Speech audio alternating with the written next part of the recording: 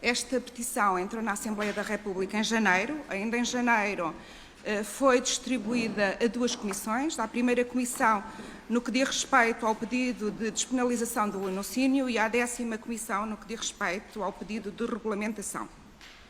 Também houve uma solicitação expressa por parte do Presidente da Assembleia da República de se fazer uma articulação permanente entre as 2 comissões, daí terem sido designadas 2 relatoras, eu própria e a deputada Joana Sá Pereira, que em concomitância também é deputada da 10ª Comissão. A 10ª Comissão foi convidada para assistir a esta audição e os senhores e senhoras deputadas, como é óbvio, qualquer deputado tem esse direito, mas no caso concreto houve um convite expresso, poderão, obviamente, fazer as suas intervenções. Esta petição deu entrada, como já disse, em janeiro e foi distribuída. Depois os trabalhos foram interrompidos pelos motivos subejamente conhecidos. E, portanto, estão reunidas, foi verificada a reunião dos requisitos formais e da tramitação para ser admitida. O objeto está bem específico, é inteligível e a primeira peticionária está devidamente identificada. Assim sendo, eu vou explicar a metodologia da audição. Vamos ter cerca de 1 hora. Vamos dar a palavra à ou às peticionárias. Se entenderem falar as 2, podem fazê-lo, num período de 10 minutos. Depois daremos a palavra às senhoras e aos senhores deputados, 4 minutos para cada grupo parlamentar. Depois haverá uma reação, se assim o entenderem, da vossa parte e um encerramento por parte das relatoras. Joana Sá Pereira, faz favor. Muito obrigada, Sra. Deputada Elsa Paes, pelo enquadramento que nos fez aqui relativamente à petição que estamos aqui hoje a ouvir, por assim dizer. Cumprimento as senhoras e os senhores deputados e agradeço a presença das peticionárias Ana Sofia Marques e Ana Cristina Gomes. Portanto, a minha colega Elsa Paes já explicou a metodologia e eu, sem mais longas, se calhar daria a palavra às peticionárias para, até 10 minutos, exporem aquilo que, no fundo, vos traz cá. E agradecer, naturalmente, mais uma vez a disponibilidade. Tenho a palavra. Bem, eu sou a subscritora inicial da petição, meu nome é Ana Lareiro, eu fui acompanhante durante 12 anos, portanto, ninguém melhor do que eu para conhecer os meandros desta profissão. Nós, ultimamente, temos-nos deparado com uma situação que carece realmente que a prostituição se torne legal, seja reconhecida como uma atividade profissional, que haja uma despenalização, neste caso, que haja uma diferenciação entre o latrocínio simples e o latrocínio de forma agravada, não é? E assim, nível por lei, que já o é. Ultimamente, encontram-se imensos anúncios de menores a prostituírem-se por 20 euros. Todos os sites aceitam estes anúncios. Inclusive, estas menores, para atraírem um alvo maior de clientes, colocam ursos nas fotografias para potencializar o tipo de fetiches de homens para nós pedófilos, por assim dizer. Hoje em dia, se uma mãe recusar uma filha porque a situação não está muito boa financeiramente dentro do lar, umas calças de 100 euros, elas vão para a prostituição por 20 euros, fazem tudo. Tudo. Elas anunciam mesmo que fazem tudo. E, portanto, entramos aqui num quadro até de saúde pública. Sexo oral desprotegido, sexo oral natural até ao fim, sexo vaginal desprotegido, portanto, fazem tudo. Tudo por 20 euros. Isto está na internet, isto é público. Portanto, qualquer pessoa pode consultar e verificar. Eu tenho uma filha com 12 anos e quero acautelar o futuro da minha filha. Então, para mim, a vedação a menores de 21 anos na prostituição, como também a ilegais no país, porque também é público. Eu fiz este estudo no dia 27, mas é um estudo que se pode fazer regularmente. O índice de prostituição, neste momento, dos 18 aos 21 anos, vamos supor, 88 páginas, consideram-se 30 anúncios por página, 58 páginas são de estrangeiras, ilegais e de menores de idade. Só 30 páginas são respeitantes a portuguesas maior de idade. O resto é tudo menores e é tudo ilegais.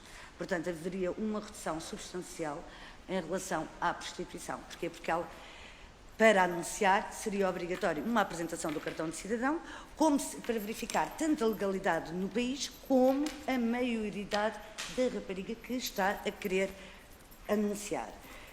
Esse realmente é o nosso foco maior, retirar as menores da prostituição, porque são muitas, são milhares de meninas e meninos a entrar na prostituição, principalmente por 20 euros, são milhares, basta consultarem todos os sites. Como digo, temos um total, assim os números para compreenderem melhor, de 12.990 anúncios de prostituição em Portugal. Com esta legislação, só 3.840 anúncios é que seriam de prostituição legal. Portanto, era uma redução substancial. Era uma redução substancial e as menores teriam que acabar por ter um outro tipo de trabalho ou interagir com as regras que os pais lhes dão em casa, não podem, ter que haver uma compreensão familiar. Pronto, que não existe neste momento a prostituição. Para mim, também, como nós temos a iniciativa legislativa, não sei se tiveram a ver, haveria de haver uma punição para quem procura e fomenta a prostituição por parte dos clientes a menores de 21 anos, que também pedimos que haja essa penalização na iniciativa legislativa que está a decorrer ainda para assinaturas no Parlamento. Gostava de fazer referência que as nossas entidades policiais, em torno de todo o país, PSP, Polícia Judiciária, GNR, CEF, 82% dos polícias são a favor da legalização da prostituição. Ora, ninguém melhor do que a polícia, que protege e acautela o bem do cidadão comum diariamente, para saber que a legalização, neste momento, é um ato que é iminente. Nós temos agora uma situação. A Polícia Judiciária desapareceu uma rapariga numa casa. Foi vista ultimamente numa casa na Avenida de Berna. Essa rapariga desapareceu, com sinais de agressão, é o que a polícia diz. Para entrar dentro de uma casa, eles necessitam de 6 meses de investigação. 6 meses. Se fosse legalizado e regulamentado, e as casas estivessem registadas, eles podem entrar dentro daquela casa e verificar as condições a qualquer hora e a qualquer momento.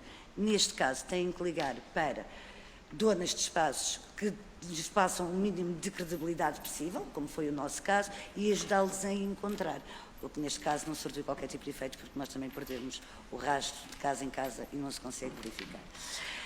Haver exames médicos de 6 em 6 meses a todas as raparigas que trabalham nesta atividade, não haver um dossiê que conste com os exames de fio a pavio, mas sim que seja passado um certificado médico a dizer apto para o serviço. E esse dossiê constar diretamente nos espaços. Que haja uma despenalização do laticínio, porque, por exemplo, no meu caso, eu sou dona de 2 casas. As raparigas vêm e batem-me à porta, pedem-me trabalho. Eu pago renda, água, luz, gás, material de trabalho, anúncios, alimentação. Elas, única e exclusivamente, levam o dinheiro delas. É meio-meio. É um facto, não ponho em dúvida, não ponho em questão. Mas então vamos ver uma situação. Num cabeleireiro, uma esteticista ganha 15%, leva o seu material de trabalho e ganha 15% do seu trabalho. Ganha a comissão. Então isto também teria que ser laticínio. Os anúncios, Correio da Manhã, por exemplo, teria que ser considerado laticínio. Também fomentam a prostituição. Portanto, eu acho que as casas que permitem segurança às raparigas, que estejam registadas, haver um registro das casas, uma licença para essas casas, uma maior fiscalização nessas casas, tanto a nível sanitário como policial, as casas serem proibidas de aceitarem menores de 21 anos e ilegais e, mediante a fiscalização, que poderia ser a qualquer momento, bastava a polícia querer lá entrar e verificar, pronto, está tudo bem, vão-se embora, não está tudo bem, a casa ser automaticamente encerrada. Para mim, as casas os espaços deveriam estar registados. Neste caso, o Governo deveria ter acesso aos espaços registados, haver contratos de trabalho, as raparigas, as donas das casas poderem fazer descontos às raparigas para a segurança social, para as finanças. Dizem, é difícil controlar, mas nenhuma destas raparigas ganha menos de 1.000 euros por mês. Então, por que não colocarmos um ordenado fixo nesta categoria, entre os 1.000 e os 1.500 euros, e as donas das casas descontarem mediante esse valor base? Para mim seria o ideal, porque nenhuma delas ganha menos de 1.000 e 1.500. E depois vamos ver uma coisa, nós ao darmos o acesso, ao anunciarem menores de 21 anos e ao darmos o acesso a que as estrangeiras também anunciem, elas não têm como anunciar, portanto não têm como trabalhar, nem como independentes. Não é? Portanto, são obrigadas sempre a descontar, porque se quiserem anunciar, são obrigadas a descontar porque ficam registadas automaticamente através do número do cartão fiscal. Portanto, o número de contribuinte são obrigadas a descontar.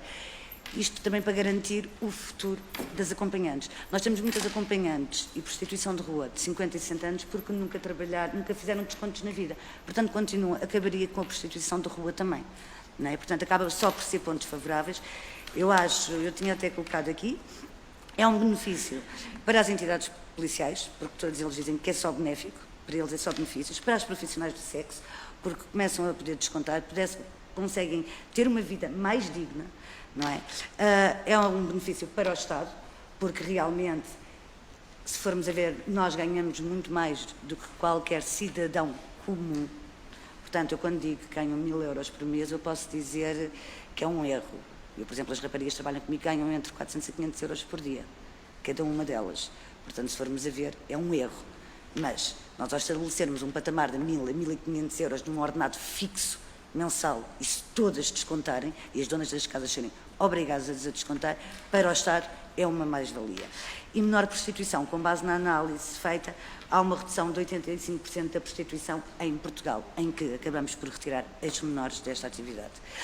E os contratos de trabalho a serem efetuados por parte dos espaços que não permitam nem visem, com isto se torne legal um estrangeiro. Não, ou ele está legal e entra nesta atividade, ou então o contrato de trabalho efetuado pelos espaços da prostituição não visam a garantir a legalidade nem autorizações de residência no país. Até porque cada vez vêm mais, infelizmente, brasileiras para Portugal para trabalharem realmente na arte da prostituição por realmente não terem que cá deixar nada e mandarem tudo para o país delas.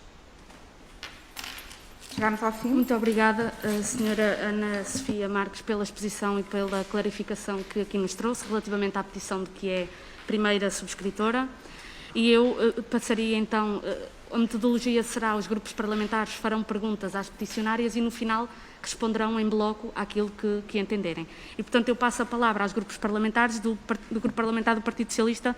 Tenho a inscrição da Sra. Deputada Cláudia Santos. Tem a palavra, Sra. Deputada. Muito obrigada, Sra. Deputada, Sras. e Srs. Deputados. Cumprimento especialmente as senhoras peticionárias. Eu ouvi com muita atenção o contributo que nos trouxe. Teria imensas perguntas, mas vou ser sucinta e farei apenas 3. A minha primeira questão tem a ver com a barreira etária que elegem dos 21 anos. E essa minha dúvida conjuga-se com uma outra que se prende com a defesa que fazem da criminalização dos clientes de serviços de prostituição.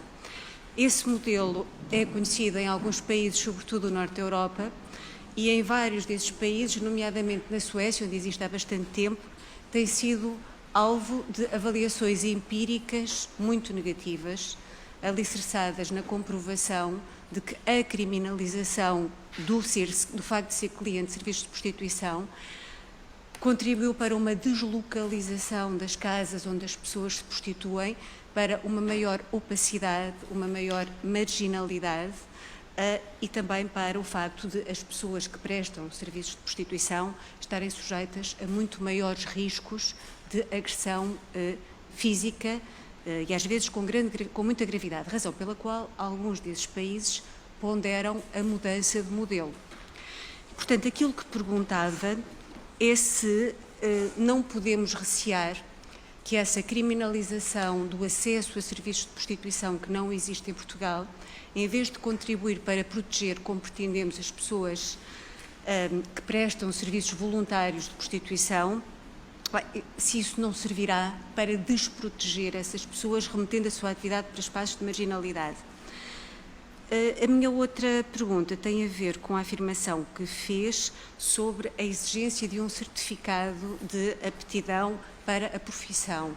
Essa é uma outra crítica que com frequência se faz aos movimentos que defendem a regulamentação, dizendo que, às vezes, esses modelos não visam proteger a pessoa que presta serviço de prostituição, mas garantir soluções sanitárias de defesa do cliente e não da pessoa que presta esse serviço. Portanto, a minha dúvida é: faz sentido exigir esses certificados à pessoa que presta serviços de prostituição, mas não ao cliente de serviços de prostituição? Muito obrigada, eram estas as minhas questões. Respondem no final, faremos uma ronda por todos os partidos, se quiserem ir tomando notas e no final responderão, está bem? Do Grupo Parlamentar do Partido Social Democrata, tenho a inscrição da Sra. Deputada Lina Lopes, a quem dou a palavra. Muito obrigada, Sra. Deputada. Muito obrigada às peticionárias. O Grupo Parlamentar do PSD, neste momento, não tem nenhuma posição sobre esta petição, sobre este assunto. Ouvimos com muita atenção. É preciso coragem para trazer uma petição destas. E também dizer que não são só as mulheres, também são homens. Não é um caso só de mulheres, é um caso de mulheres e de homens. Eu aqui também estou um pouco de acordo com a deputada, a minha colega deputada do PS, porque quando nós viajamos para alguns países também vimos muita degradação naqueles países que efetivamente legalizaram a prostituição. Provavelmente poderá aprender-se ou não com esses modelos, mas é degradante o que nós verificamos, certo? Como mulheres, penso que somos, e poderemos pensar desta forma, mas a vossa petição e aquilo que nos trouxe de jovens, de mulheres menos jovens, como lhe digo, neste momento não temos, o PSD não tem ainda um pensamento, não é? Porque estamos a ouvir hoje. Não vou fazer perguntas, porque está aqui bem explicado e há muita coisa para se pensar sobre este assunto, mas o que lhe digo é, aqueles países que efetivamente foram legalizados, não temos, obviamente, as melhores das impressões. Não estou a dizer com isso que o PSD estará contra ou a favor. Isto foi agora algo que eu disse. Não estou a dizer se estará contra ou a favor. Como lhe digo, não há uma posição. Apenas lhe agradeço a petição, ter trazido aqui, a coragem, e vamos então ver este assunto. Eu também sou da Comissão de Trabalho e iremos ver este assunto se ele avançar. Muito obrigada. Muito obrigada, Sra. Deputada. Eu registro a inscrição da Sra. Deputada Sandra Cunha, do Grupo Parlamentar do Bloco de Esquerda. Tem a palavra, Sra. Deputada. Muito obrigada, Sra. Presidente. Cumprimentar as peticionárias que estão aqui presentes e que trouxeram esta petição ao Parlamento, saudar pela iniciativa. Eu queria começar por dizer que esta é uma questão de grande complexidade e, portanto, que merece todo o debate, principalmente com quem está desse lado e quem conhece esta realidade. E nós sabemos que apesar do levantamento da proibição da prostituição nos anos 80 ter mudado um pouco o panorama, ter reduzido os riscos até daquilo que era a repressão estatal, eu vou retirar isto um bocadinho para falar, reduzindo os riscos da perseguição estatal e que clandestinidade e isolamento agravavam todos os problemas de quem se prostituía e todos estes riscos. Sabemos que eles ainda existem, ainda estão presentes hoje em dia na sociedade, principalmente para estas mulheres. Eu digo mulheres porque, de facto, a esmagadora maioria são mulheres. Este quadro legal que existia também não permitia uma fronteira clara entre aquilo que era quem o fazia voluntariamente e entre as questões do tráfico humano para fins sexuais. E, portanto, neste momento conseguimos ter pelo menos um enquadramento legal para essas questões e para o tráfico humano. Mas é óbvio, aliás, como eu já disse, que esta questão não pode ser colocada em cima da mesa sem se ter em conta que tem uma marca incontestável de género, de classe e étnico-racial também. A esmagadora maioria das pessoas na prostituição são mulheres e a esmagadora maioria, se não praticamente a totalidade, de quem recorre, quem compra estes serviços são homens. E dentro das mulheres são efetivamente as mulheres mais pobres, as mulheres imigrantes, as mulheres trans e alguns homens homossexuais, gay, que se vêem no constrangimento económico de optar por esta solução.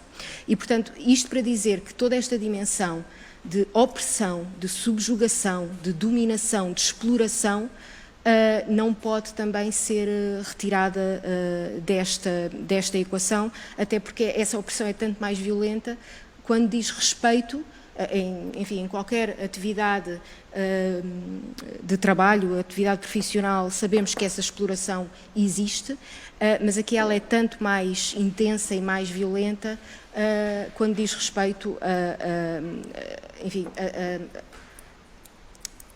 à integridade física e psíquica das pessoas e à intimidade do seu corpo. Mas posto isto, nós consideramos que é necessário proteger as pessoas que se prostituem e que esta proteção tem de ser precisamente debatida e tem que ser discutidas soluções concretas para este tipo de proteção, para este tipo de regulamentação. Mas há uma das coisas com as quais eu me debato e que me questiono em relação a isto e que tem exatamente a ver com a petição e queria perguntar sobre isso, tem a ver com o facto da iniciativa autónoma das mulheres mulheres, mais uma vez, maioritariamente são mulheres, que fazem este tipo de atividades sexuais, ser muito diferente daquilo que na prática é a venda... Senhora Deputada, para concluir, vou já terminar, estou só a formular a pergunta. A venda da força de trabalhos para terceiros venderem esses serviços, ou seja, se a subordinação a uma entidade patronal não traz problemas àquilo que é a autodeterminação e a autonomia sexual das mulheres. A pergunta, portanto, é se a realização das atividades de forma autónoma, por exemplo, com os classificados nos jornais, com plataformas online, etc., com auto-organização das mulheres, não será mais seguro e mais respeitador da sua autonomia do que trabalharem para uma entidade patronal. Muito obrigada, e que quadro Sra. legal é que permitiria esta maior autonomia e maior proteção destas mulheres? Obrigada. Muito obrigada, Sra. Deputada, pela questão. Eu dou a palavra à Sra. Deputada Inês Sousa Real, do Grupo Parlamentar do PAN. Tem a palavra, Sra. Deputada. Sim, muito obrigada, Sra. Coordenadora. Não posso deixar de cumprimentar as peticionárias e agradecer por nos trazerem este tema aqui à Assembleia da República, um tema que é de facto bastante complexo e, como já aqui foi referido, está relacionado com algumas dimensões sobre as quais não podemos também deixar de nos pronunciar, desde logo a matéria da pobreza e a questão estrutural que, independentemente do objeto da vossa petição ser efetivamente a questão da regulamentação, existe também uma franja significativa das pessoas que muitas vezes estão em situação de prostituição por razões também de pobreza e, portanto, não podemos deixar também de trazer esta dimensão a este debate. As questões de género também não são menos dispicientes, designadamente pela razão de marcadamente haver aqui um género feminino relacionado também com outras questões, como depois a exploração sexual e o tráfico sexual de seres humanos no contexto de toda esta realidade. Tendo isto presente e tendo também a necessidade presente de que, a par daquele que possa ser o debate mais profundo em torno da regulamentação ou não da profissão, parece-nos que é fundamental que algo seja feito ao nível da proteção das pessoas que estão em situação de prostituição, nomeadamente ao nível dos apoios médicos, dos apoios também laborais, a nível das prestações sociais que daqui possam decorrer, mas acima de tudo também dos programas chamados programas Exit, e é nesse aspecto que o PAN também tem focado a sua intervenção e tem de facto apostado aquilo que possa ser uma parte da solução em criar para quem queira de facto deixar a prostituição, haver esta porta de saída para uma integração do ponto de vista social e laboral. Nesse sentido, gostaríamos desde logo de saber como olham para este tipo de programas, sem descurar neste debate obviamente as preocupações que aqui nos trazem, que consideramos obviamente legítimas, mas tendo em conta que existe aqui um debate mais profundo, mesmo ao nível daquilo que possam ser os dados que existem existem relativamente à questão do tráfico de seres humanos e também de quem possa estar na prostituição contra a sua própria vontade. E não descurando, obviamente, este debate, gostaríamos de perceber como é que olham para a necessidade de haver, de facto, aqui esta solução, porque é algo que o PAN, de facto, irá apresentar e que deseja que seja consagrado, do ponto de vista legislativo, esta possibilidade dos programas Exit, porque nos parece que, desde logo, isso também tem que estar acautelado, e a par, obviamente, as questões e as preocupações com os apoios que têm que ser dados, que manifestamente estão a ser agora insuficientes, seja ao nível do apoio médico, seja ao nível também dos cuidados que possam carecer as pessoas que estão nesta situação, não descurando, obviamente, que existe aqui uma franja que nos é trazida a debate, sobretudo com a vossa petição, de pessoas que possam querer exercer esta atividade e até mesmo de haver aqui não só apenas uma questão de género, mas também haverem homens e, portanto, ter que haver este olhar multidisciplinar e transversal às várias vertentes que esta questão aqui nos traz. E, portanto, gostaríamos de saber, acima de tudo, como é que olham também para este tipo de soluções que nos parece que podem estar em cima da mesa e consensualizar, pelo menos, aquilo que são as diferentes perspectivas sobre esta questão. E, portanto, havendo aqui, de facto, um debate mais profundo a ser feito e não sendo possível harmonizar para já aquela que é uma visão mais diferenciada entre quem é a favor ou contra a regulamentação, pelo menos estes aspectos são consensuais, se do vosso ponto de vista faz ou não sentido que tentemos começar a trilhar o caminho por aí. E, portanto, e mais uma vez agradecer terem trazido aqui esta preocupação à Assembleia da República. Muito obrigada. Muito obrigada, Sra. Deputada. E eu dou a palavra à Sra. Deputada Alma Rivera, do Grupo Parlamentar do PCP. Tem a palavra, Sra. Deputada. Boa tarde. Nós apontámos com toda a atenção aquilo que nos colocaram e queríamos também valorizar todos aqueles que dão a cara por aquilo que defendem e pelas soluções que entendem que são mais adequadas. Posto isto, é com toda a frontalidade que, como sabem, nós não acompanhamos essa posição. A nossa reflexão interna é de que não se deve legalizar a prostituição e despenalizar o monocínio, desde logo porque o nosso ordenamento jurídico não considera o sexo e o corpo um bem transacionável, mas apesar disso, hoje não é crime nem comprar nem vender serviços sexuais. O que é crime é quem, profissionalmente, com intenção lucrativa, fomentar, facilitar o exercício por outra pessoa da prostituição. Ou seja, o nosso ordenamento jurídico não criminaliza a conduta, não é, de quem se prostitui, mas sim a conduta de quem explora a atividade por parte de outra pessoa. E nós, quando falamos de prostituição, subsumimos uma realidade que é muito ampla e que é muito diferenciada, e falamos também além de prostituição em casas, em bares, através de agências, falamos de prostituição de rua, com péssimas condições, falamos de redes de tráfico humano, que aproveitam o facto das mulheres virem de situações muito complicadas e muitas vezes não terem documentação e, portanto, ficarem também fragilizadas desse ponto de vista. Falamos de mulheres oriundas de países onde imperam a miséria por as mais variadas razões.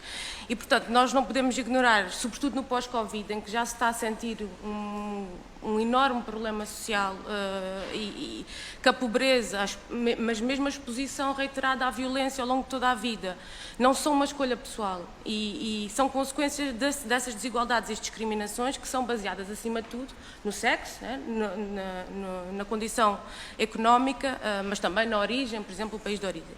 E nós falamos de mulheres que muitas vezes foram tiradas para a situação num momento de fragilidade.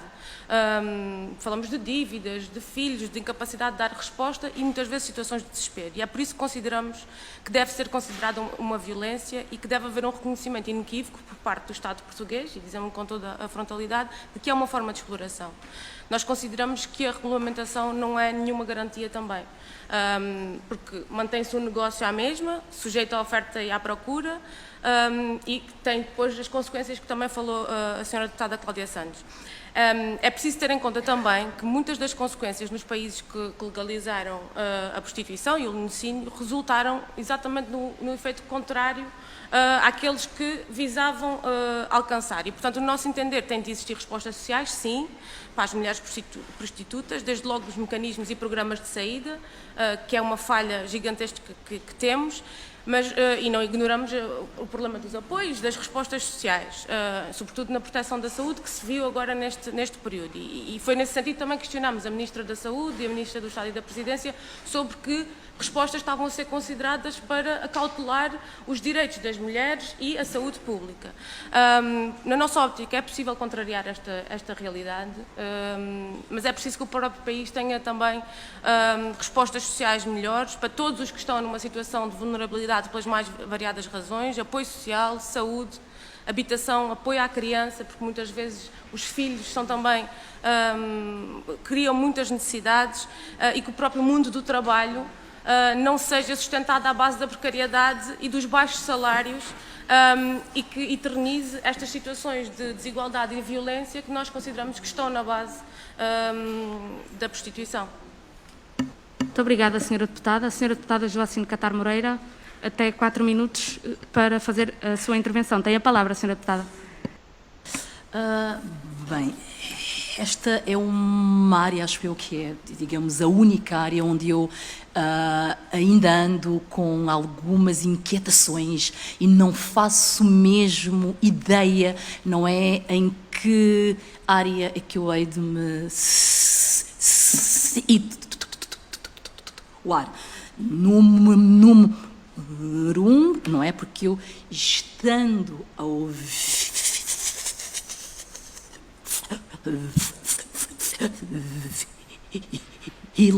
eu imediatamente tenho uma tendência absoluta de dizer: faz parte do direito das mulheres elas decidirem fazer com o seu corpo o que elas desejarem.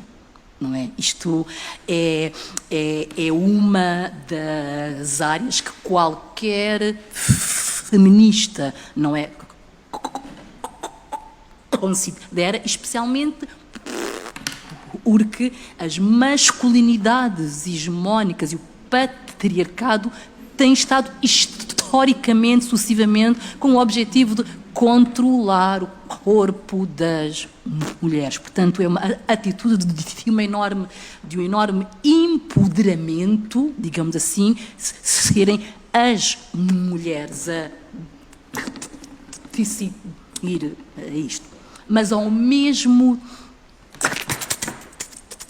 tempo, eu olho para a realidade, nomeadamente das mulheres imigrantes, das mulheres economicamente desfavorecidas, das mulheres em situação de irregularidade em termos oficiais, e eu ali acho que não é necessariamente um ato de empoderamento quando elas optam, às vezes elas não optam, não é, entrarem no universo da prostituição.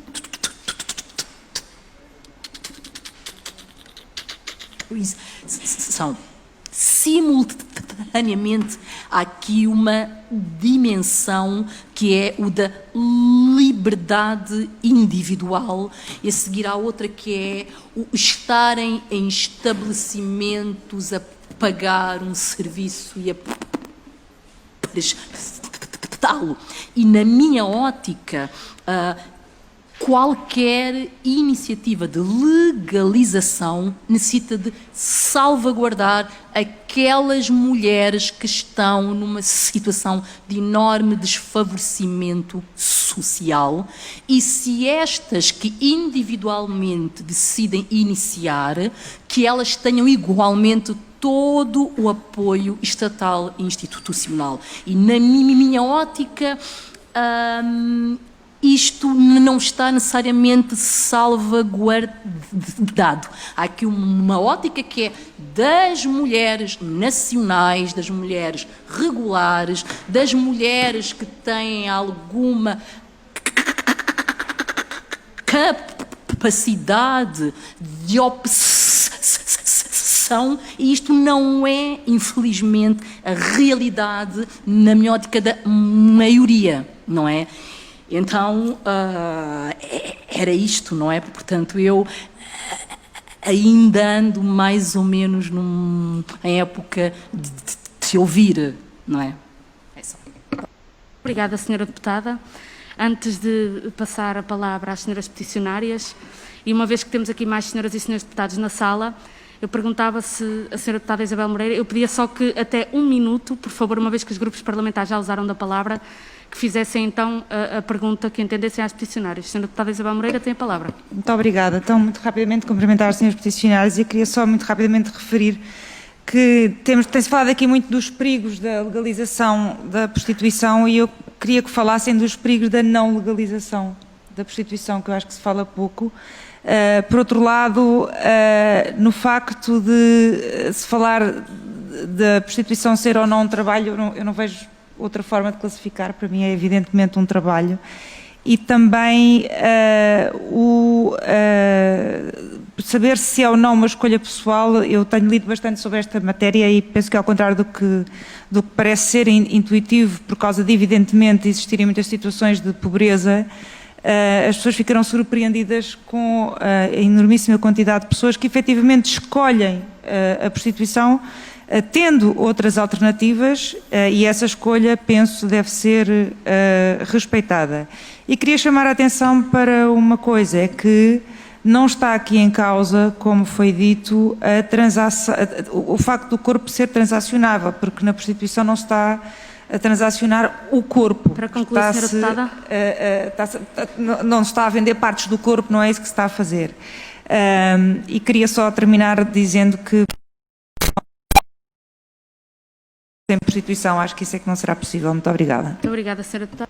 Elsa Paes, para concluir aqui em repetição. Eu não vou concluir, vou só pedir um esclarecimento, quer da apresentação que fizeram, quer da petição que nos apresentaram. Eu gostava que nos dissessem se o que pretendem na despenalização que propõem, se pretendem a despenalização de todas as condutas que estão subsumidas no tipo de lenocínia, se só pretendem, eu acho que é claro relativamente a essa matéria, a despenalização das práticas que ocorram em casas e estabelecimentos destinados para o efeito, apenas exclusivamente, ou se pretendem também a despenalização de outros atos que, porventura, podem não ter ficado bem claros nem na petição que apresentaram, nem na exposição que fizeram. E para nós, para mim como relatora, essa questão é absolutamente central. Muito obrigada. Tem então 10 minutos, seremos tolerantes, mas para responder a este conjunto de observações. Muito obrigada. Então é assim, eu vou responder no molde geral, portanto, espero responder a todas as perguntas. Em relação aos 21 anos de idade, mediante o Código do Processo Penal, o artigo 64, o artigo 1, a linha D, um menor de 21 anos, se for detido por alguma ilicitude, nunca poderá responder a uma entidade policial sem a presença de um advogado. Então, isto que me diz e me transmite a mim, enquanto cidadã, é que se eu, até aos 21 anos, não me é conferida maturidade suficiente para poder responder criminalmente ou civilmente sem ser perante um advogado. Daí os 21 anos. Porque eu, se tivesse 21 anos e entrasse na prostituição, se calhar não tinha noção que a minha cara, assim que eu caio na internet, vai ficar para toda a vida. Se calhar eu com 21 anos eu não tenho noção dos danos que estou a criar ao meu corpo. Se calhar eu com 21 anos não estou a ver mais além. Não estou a ver o desgosto que estou a dar aos meus pais. Não estou a ver que posso contrair uma sida, uma hepatite. Não estou a ver nada porque sou imatura, quero é dinheiro no momento e o dinheiro realmente não é um dinheiro que se ganhe fácil, mas é um dinheiro que se ganha rápido, principalmente por 20 euros. É rapidíssimo, uma miúda de 16 ou 17 anos, então tem uma procura enorme. Pronto, isto em relação aos 21 anos. Em relação aos certificados de aptidão, são certificados para nós, são essenciais. Eu, por exemplo, nos meus espaços já os usamos. E isto porquê? Porque há clientes que muitas vezes, eles próprios, têm a olho nu algum tipo de doença e nós vos damos o acesso ao nosso espaço. E como este tipo de cliente, quando é vedado, acusa o espaço das raparigas que lá laboram, elas é que não têm. Então, se contraírem algum tipo de doença e quiserem acusar aquele espaço, nós temos um dossiê onde consta que não, a rapariga tem os exames em dia. Da mesma forma que se rebentar um preservativo, que acontece diariamente a milhares de profissionais do sexo, ao qual nenhuma delas, a maior parte, na sua maioria, não o faz, que é ir ao hospital. E isto porquê? Daí não nos ser garantido o que nós pedimos, que é o controle sanitário, que é levar a mesma medicação que os profissionais de saúde, são profissionais de risco, levam de imediato, que é um medicamento viral, tem que se tomar nas primeiras 24 horas. Nós, no meu espaço, já me aconteceu, algumas meninas, eu ligo para o Hospital Santa Maria e elas vão automaticamente lá levar, é um antirretroviral, tem o pós-exposição, é assim que se chama, pós-exposição, medicação, pós-exposição. Mas só os profissionais de saúde é que, em caso de estarem a fazer uma cirurgia, entrar sangue com sangue em contacto, levam essa medicação. Este tipo de medicação devia ser uma medicação que deveria ser para todas as profissionais do sexo. Daí haver o certificado de estar apto para o serviço. Porquê? Porque quando nós chegamos ao hospital, os médicos, a primeira coisa que perguntam é: tem análise em dia? Temos, sim senhor, mas vamos ter que primeiro, antes de dar a medicação, temos que fazer análises no antes, temos que fazer análises no depois e um controle de 30 dias. Estes certificados são necessários para a nossa salvaguarda. Não é uma salvaguarda do cliente, é uma salvaguarda nossa enquanto profissionais do sexo. O nosso molde que nós queremos de legalização é esse que eu vos apresentei agora. Nós não queremos um molde de legalização como a Holanda. Não. Nós queremos legalizar a atividade, porque a prostituição não vai terminar, não vai acabar nunca. Portanto, sendo ela legal ou sendo ela ilegal, a prostituição vai haver sempre. Há uma diferença. É que se houver uma legalização e uma regulamentação, a polícia pode agir no momento, nós podemos nos queixar de maus tratos, nós podemos nos queixar de entrarem dentro da nossa casa, espancarem-nos, hoje espancam-nos, amanhã partem-nos a casa toda a troco de uma quantia mensal para nos darem proteção. E nós temos que ficar caladas e não podemos fazer queixa. Se eu receber um pedófilo na minha casa, como já aconteceu, que diz que vem estar com uma das minhas colaboradoras porque quer imaginar que está com a filha, que é o que faz à filha de 5 anos, eu tenho autonomia para chamar a polícia. Se eu chamar a polícia à minha casa, eu tenho uma casa de acompanhantes, eu não posso correr esse risco. Eu corro e chamo. Ainda agora houve um senhor que foi detido por pedofilia, porque realmente violava a filha, porque nós denunciámos. Está um outro senhor preso neste momento, também porque nós denunciámos. Mas eu incorro porque já dei a cara pela petição, mas as outras casas não dão. E se quiser eu abro o meu WhatsApp, que é o WhatsApp das casas, e mostro-lhe quantas mulheres são violentadas e não fazem queixa. Diariamente. Diariamente não fazem queixa porque a profissão não é legalizada nem está regulamentada. Nós formos a um hospital, tivermos um cliente que é médico, esse cliente, como sabe, nós não podemos fazer nada, e sabe que estamos acompanhados da nossa família, ainda faz pouco de nós dentro da sala do gabinete. Atenção, quando falamos em pobreza, também de entrarem por pobreza, eu tenho 8 anos no Ministério da Saúde, tenho frequência académica em Direito, trabalhei no Infarmed durante 8 anos da minha vida profissional, tenho vários cursos adjacentes ao meu currículo. Infelizmente, a vida empurrou-me para esta situação. Infelizmente, a vida empurrou-me. Mas ninguém melhor do que eu, que cá ando, para saber que a legalização e a regulamentação é essencial. Em relação à despenalização do homicídio, nós não queremos a despenalização por meio de coação, por meio de agressão, por meio de retenção de documentação.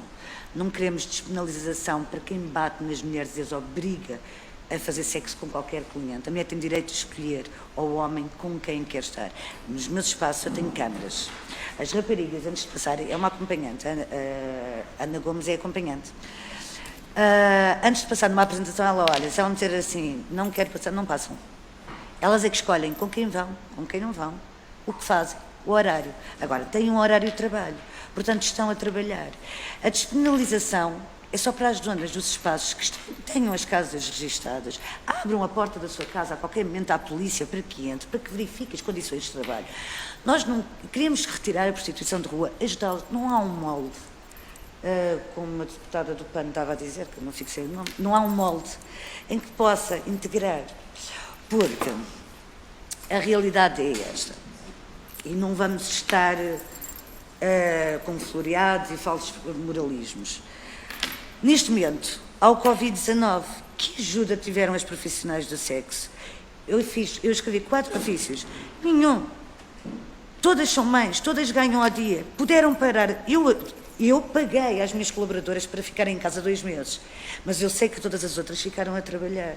E eu impedi encarecidamente, publicamente, às outras casas e às minhas colegas de profissão para pararem, mas elas não pararam. Porquê? É impossível, se se ganham ao dia, é impossível parar. O Estado não deu um cêntimo. Como é que estas raparigas, com filhos em casa, com contas para pagar, vão parar em plena pandemia? Claro que elas estão a correr um risco, mas não foi a fome que as fez envergar na prostituição, foi. Então se vão para casa, não têm ajuda do Estado, não recebem nem um cêntimo, nem o rendimento mínimo lhes quiseram dar. Eu pedi nem que fosse uma majoração no abono de família, que haveria um cruzamento de dados, não é? Para quem é família monoparental, a Segurança Social tem conhecimento disso, também verifica através das finanças que não há descontos mensais. Então, todas as mulheres que tivessem filhos, não é? Família monoparental, sem descontos, podia ter dado, tipo, uma majoração ali no abono. Nada, não nos deram nada, as raparigas tiveram que voltar a trabalhar. Tínhamos anúncios tão podres como de grávidas, isto falando em português, grávidas, a anunciar e a tirar leite do peito para dentro de um copo e a anunciar por 20 euros. Porque não tinham ajuda de ninguém. Isto é o que faz entrar na prostituição. E o PAN, me desculpe, mas o PAN vai conseguir garantir a uma profissional do sexo, porque depois de entrar ninguém sai. Portanto, vai garantir 100, 150 euros no mínimo ao dia? Não garante. Porque isso nenhum deputado se calhar ganha. São raparigas que tiram num mês 3, 4 mil euros. Como é que elas vão sair dessa vida? Elas não saem. Elas não saem. A prostituição de baixo nível sai. Mas isso é prostituição que está ansiosa por ter um rendimento. É uma prostituição que eu também lhe vou dizer uma coisa, que se calhar a maior parte dos deputados são assentados não sabem, porque não conhecem esta realidade. Eu vou dizer, eles se vão pedir o RSI. Dizem-me assim, mas eu conheço a senhora, e eu conheço da televisão. E eu, é a autora da petição pública, não é? Mas a senhora é prostituta, não tem direito. Então, a prostituição é profissão. Para eu receber um apoio do Estado, já é profissão. Mas para eu trabalhar, não é profissão. Eu, se alugar uma casa, é o próprio Estado que me obriga a ir trabalhar para a rua. Porque enquanto o Estado não reconhecer a minha profissão, a própria sociedade vai me tratar como a escória da sociedade. O Estado não me reconhece, o Governo não me reconhece. Ninguém me aluga uma casa para eu trabalhar dentro de uma casa. Então eu tenho que ir trabalhar para onde? Tenho que ir trabalhar para a rua. Porque eu não posso alugar uma casa, porque se eu alugo uma casa, neste momento, amanhã eu vou responder a uma providência cautelar no Palácio da Justiça. Porque eu tenho uma providência cautelar para cessar a atividade do sexo no andar. Porque preferem que eu vá trabalhar para a rua. Isto é insano, não é? Porque se as raparigas estão dentro de uma casa, têm condições de segurança, têm condições de higiene, as pessoas não têm noção do que nós passamos. Eu posso dizer, e se calhar vou chocar a maior parte das pessoas que está aqui, há juízes que vão a estas casas. Há um juiz em Portugal que é o único que faz videoconferência com menores de abusos sexuais e que mete o telemóvel assim. Olha, ainda não comeces para um ato de sexo oral. Ainda não comeces, que ele ainda não está a falar. Assim que a criança começa a falar, ele pede para fazer sexo oral até ao fim do julgamento. E eu pergunto a todos os deputados, o que é que vai na cabeça deste juiz? E nós podemos denunciar? Não, não podemos. Sabe porquê? Porque acima deste juiz existe o Conselho Superior da Magistratura. Pedi-lhe que concluísse a intervenção, que já estamos mesmo... Portanto, mediante a iniciativa legislativa, se lerem com atenção, o nosso molde é diferente. Nós só queremos descontar, queremos contratos de trabalho, queremos legalizar, regulamentar e penalizar quem procurar menores. Portas abertas à polícia a qualquer momento de entrada, uma fiscalização, que nós possamos denunciar situações de pedofilia, que nós possamos denunciar situações que vêm do próprio governo, que abusa de menores e que neste momento o acesso nos é vedado. Só queremos isso. Não estamos a pedir nada de mais. Queremos reconhecer a nossa atividade porque nós trabalhamos. E trabalhamos, ganhamos e queremos descontar. É só o que nós queremos. e a despenalização do laticínio, visto que nós, obrigada. no meu caso, não estou a fazer mal a ninguém, pelo contrário, a maior parte das raparigas nem casa tem e vive a maior parte delas na casa de trabalho. Muito obrigada. Obrigada, Obrigada eu. pela Peço desculpa pelo vossa tempo. disponibilidade e também pela clarificação que aqui nos trouxeram. A Comissão de Assuntos Constitucionais, em conexão com a Comissão de Trabalho, fará então a apreciação e a deliberação sobre a petição que nos apresentam e seguirá o trâmite subsequente, que é o agendamento para uma sessão plenária, onde naturalmente será apreciada a vossa pretensão. E resta-me, por fim, agradecer a vossa disponibilidade e a presença, bem como dos senhoras e dos senhores deputados, e bem-ajam. Obrigada.